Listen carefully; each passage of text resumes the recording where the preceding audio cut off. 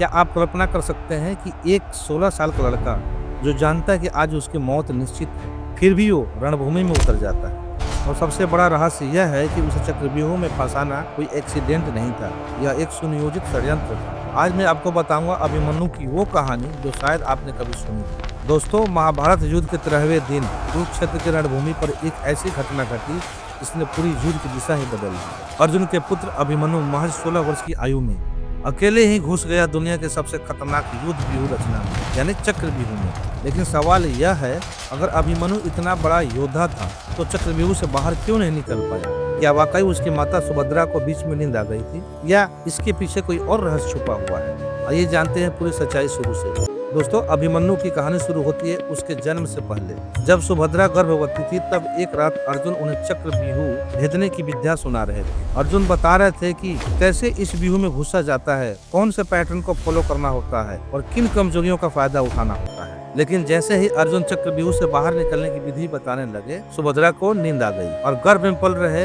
अभिमन्यु ने चक्रव्यूह में घुसने की विद्या तो सीख ली, परंतु बाहर निकलने की विद्या अधूरी रह गई। यह कहानी हम सब ने सुनी है, लेकिन क्या यह पूरा सच है? नहीं दोस्तों, असली रहस्य बहुत गहरा है। अब मैं आपको बताता हूँ वो बातें जो कम लोग जानते हैं। महाभारत युद्ध के 13वें दिन पांडवों के सामने एक बड़ी समस्या खड़ी हो गई। कौरवों ने चक्रव्यूह की रचना कर दी थी। और चक्रव्यूह क्या होता है? यह एक ऐसी सैन्य व्यूह रचना है जो 7 परतों से बनाई जाती है। हर परत में हजारों योद्धा और बीच में फंसा हुआ एक दुश्मन चारों तरफ से घिर जाता है। इस व्यूह को भेदना मतलब 7 चक्रों को पार करके बीच में पहुंचना और फिर वापस बाहर आना। अब समस्या यह थी कि पांडव पक्ष में केवल 4 लोग थे जो चक्रव्यूह को भेदना जानते थे। पहले श्री कृष्ण, लेकिन वो तो रथी थे, युद्ध तो कर नहीं सकते थे इस युद्ध में। दूसरे अर्जुन, लेकिन उन्हें जयद्रथ की सेना ने दूर युद्ध में उलझा दिया था। तीसरे और चौथे थे भीम और युधिष्ठिर, लेकिन इन दोनों को सिर्फ घुसना आता था, बाहर निकलना नहीं आता था चक्रव्यूह से। और यहीं पर 16 साल के अभिमन्यु को आगे आना पड़ा। लेकिन दोस्तों, यहाँ एक बहुत बड़ा सवाल है। अगर सभी जानते थे कि अभिमन्यु को बाहर निकलना नहीं आता तो उसे अंदर भेजा ही क्यों?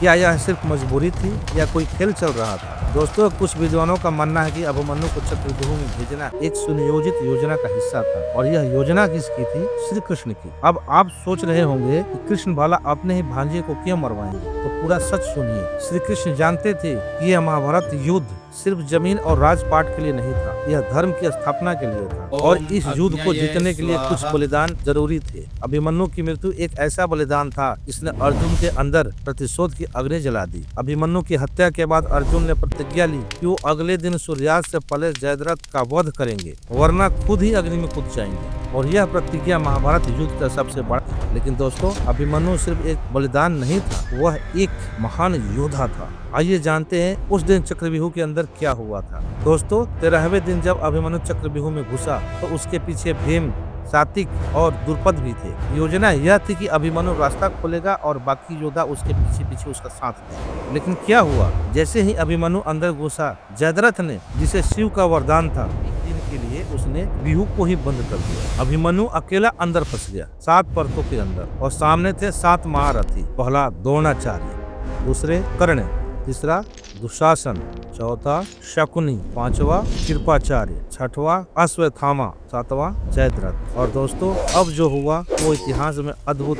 16 साल का एक लड़का अकेला इन 7 महारथियों से घंटों तक लड़ता रहा। अभिमन्यु ने उस दिन इतना पराक्रम दिखाया कि द्रोणाचार्य तक उसकी प्रशंसा करने लगे। उसने दुशासन के पुत्र का वध कर दिया, कर्ण के पुत्र विश्वसेन को घायल कर दिया, शकुनी को भी मार गिराया। लेकिन धीरे धीरे उसके हथियार कमजोर पड़ने लग गए, उसका रथ नष्ट हो गया, उसका धनुष टूट गया। तब उन 7 महारथियों ने एक साथ एक निहत्थे 16 साल के लड़कों पर हमला कर दिया। यह अधर्म था, युद्ध के नियमों के खिलाफ था। लेकिन यह हुआ, अभिमन्यु रथ के पहिए से लड़ता रहा आखिरी सांस तक। और अंत में दुशासन के पुत्र ने उसके सिर पर गदा से प्रहार किया और अभिमन्यु वीर गति को प्राप्त। दोस्तों, अब सवाल यह है, अभिमन्यु की कहानी हमें क्या सिखाती है? पहली बात, अधूरा ज्ञान का खतरा। अभिमन्यु को चक्रव्यूह में घुसना आता था, लेकिन बाहर निकलना नहीं। यह हमें सिखाता है कि जीवन में कोई भी काम करने से पहले पूरी जानकारी होनी जरूरी है। दूसरी बात, साहस और कर्तव्य। अभिमन्यु जानता था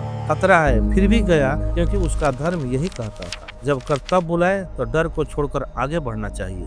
तीसरी बात, अधर्म का परिणाम। जिन 7 महारथियों ने अभिमन्यु को छल से मारा, उन सब का अंत भी बुरा हुआ। द्रोणाचार्य को अपने पुत्र अश्वत्थामा की छोटी मौत की खबर सुनकर शस्त्र रखने पड़े और मृत्यु मिली। कर्ण को सबके कारण निहत्था होकर मरना पड़ा। दुशासन का खून भीम ने पिया। धर्म की जीत होती है लेकिन समय लगता है। अंत में दोस्तों एक आखिरी रहस्य, कुछ पौराणिक ग्रंथों में लिखा हुआ कि अभिमन्यु चंद्रदेव के पुत्र वर्चा का अवतार था। चंद्रदेव ने देवताओं को वचन दिया था कि उनका पुत्र केवल 16 वर्ष के लिए पृथ्वी पर रहेगा, इसलिए अभिमन्यु की मृत्यु पूर्व निर्धारित थी। यह सब कृष्ण जानते थे, यह सब नियति का खेल था और अभिमन्यु एक दिव्य आत्मा थी जो अपना उद्देश्य पूरा करके वापस अपने लोक चली गई। तो दोस्तों अभिमन्यु की कहानी सिर्फ एक युद्ध की कहानी नहीं है, यह साहस, कर्तव्य, बलिदान और नियति की कहानी है। अगली बार जब भी आप किसी मुश्किल परिस्थिति में फंसे, याद रखिएगा अभिमन्यु को, जो जानता था कि चक्रव्यूह से बाहर निकलना नहीं आता, फिर भी उस चक्रव्यूह के अंदर घुसा, क्योंकि धर्म यही कहता था। अगर आपको